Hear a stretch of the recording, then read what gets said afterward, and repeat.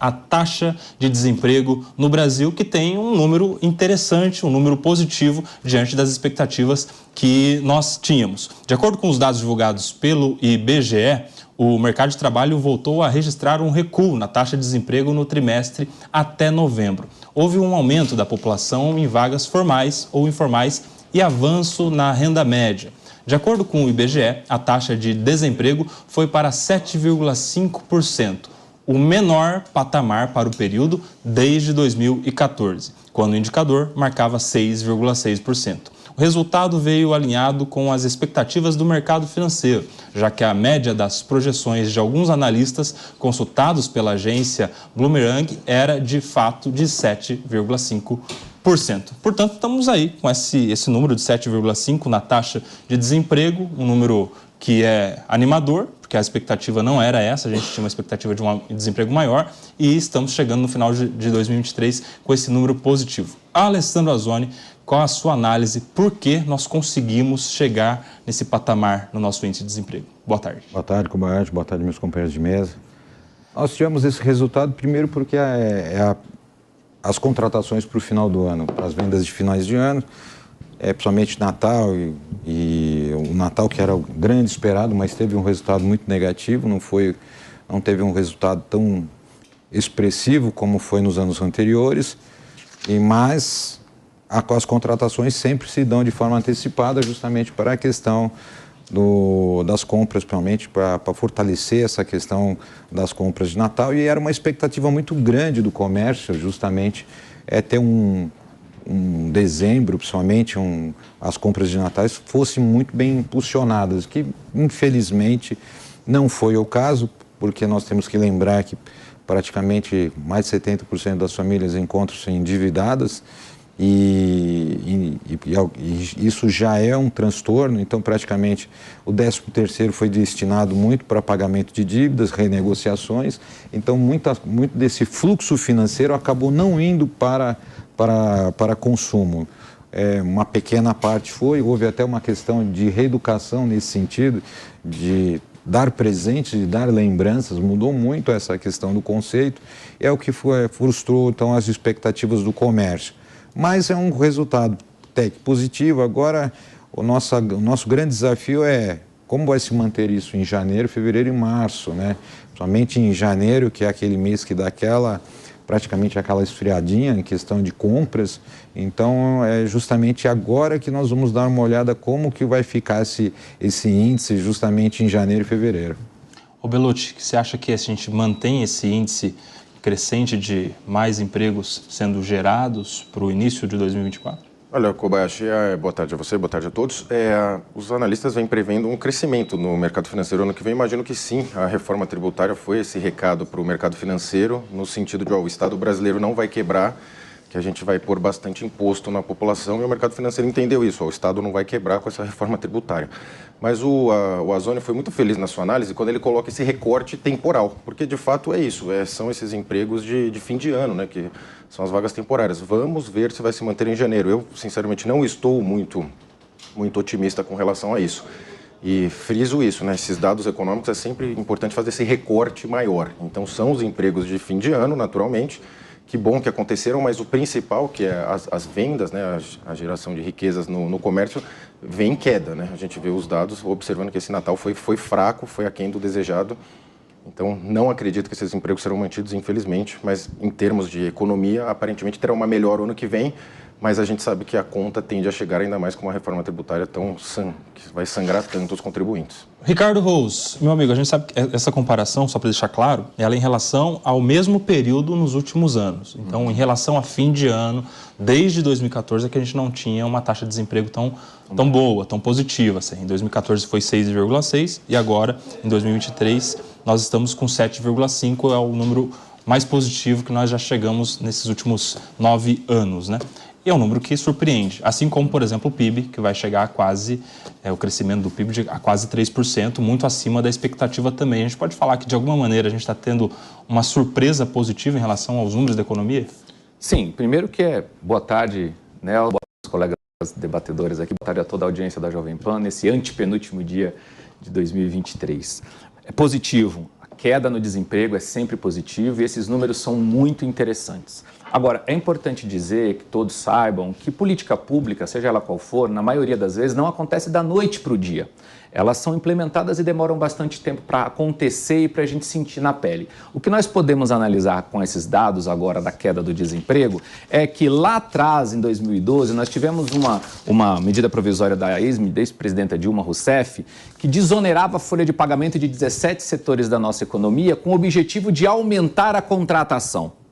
Isso foi caminhando ao longo dos anos, isso foi se renovando ao longo dos anos e, recentemente, o Congresso Nacional validou essa política, ou seja, transformou em lei. Agora, muito recentemente, finalzinho agora do ano, o Congresso Nacional transformou isso em lei, prorrogando o período dessa desoneração. O que quer dizer com isso? 17 setores da economia pagariam menos impostos na folha de pagamento para que, então, contratassem mais pessoas de forma formal. E isso vem surtindo efeito. O que vai, ao contrário, na contramão da MP que o ministro Haddad editou hoje, anunciou ontem e editou hoje, com o objetivo de ir contra esse projeto de lei e mudar essa lógica, reonerar essas indústrias. Por isso me causa uma certa preocupação para 2024 com essa sinalização da possibilidade de voltar a se reonerar esses 17 setores, segmento por segmento, passo a passo, e aí a gente voltar a ter uma queda na empregabilidade no Brasil. Precisamos ficar de olho nisso. Esse movimento agora de final de ano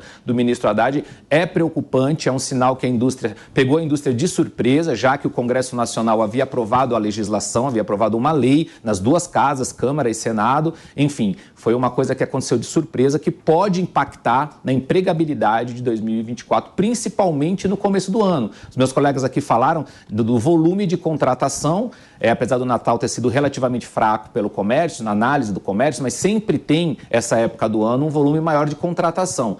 A expectativa dessas pessoas ficarem contratadas em janeiro, fevereiro ou não, com essa medida agora do governo, pode ser que a gente tenha um maior número de desemprego.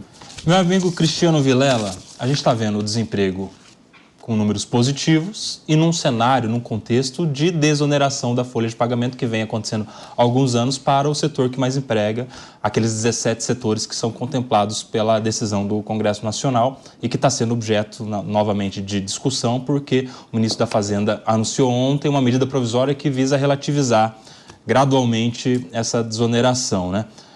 Esse número do desemprego em 7,5, número bom para nosso 2023, não é a radiografia, não é a prova de que a desoneração está dando certo?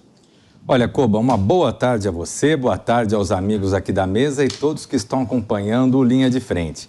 Esses índices que foram apresentados agora, de 7,5% de desemprego, ele é um índice realmente muito bom e é mérito realmente você poder fazer esse anúncio. Agora, é importante a gente analisar da onde vem isso. Isso vem de uma política especialmente austera que foi, até certo ponto, imposta pelo Banco Central, ao conseguir manter uma taxa de juros mais alta, a lutar para que a espiral inflacionária que permeou um pouco o Brasil no ano passado, nesse ano, no Brasil e o mundo, até por conta do episódio da pandemia, acabasse passando e hoje o Brasil pudesse apresentar um cenário econômico, cenário financeiro, cenário de índices bastante favorável. Mas é importante a gente olhar para frente agora e analisar que, uma vez havendo essa desoneração, e aí agora a gente tem um imbróglio, porque o Congresso já decidiu uma coisa, ontem a Haddad veio com outra, mas é fazendo uma desoneração apenas em partes, algo que, inclusive, eu questiono a constitucionalidade dessa medida, mas enfim. Então,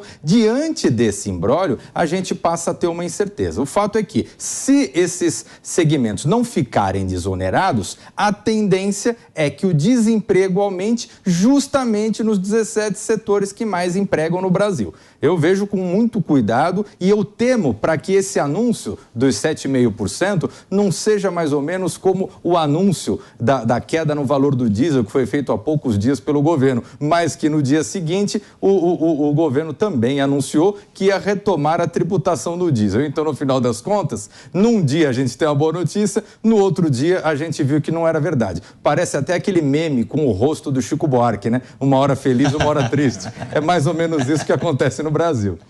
Fala, Lê, você pediu. Então, só lembrando que nessa medida provisória que o Haddad coloca de forma infeliz, voltar a onerar a folha de pagamentos, ele quer atingir principalmente um setor que ele fala que é um setor que está avançando, que é o setor de eventos.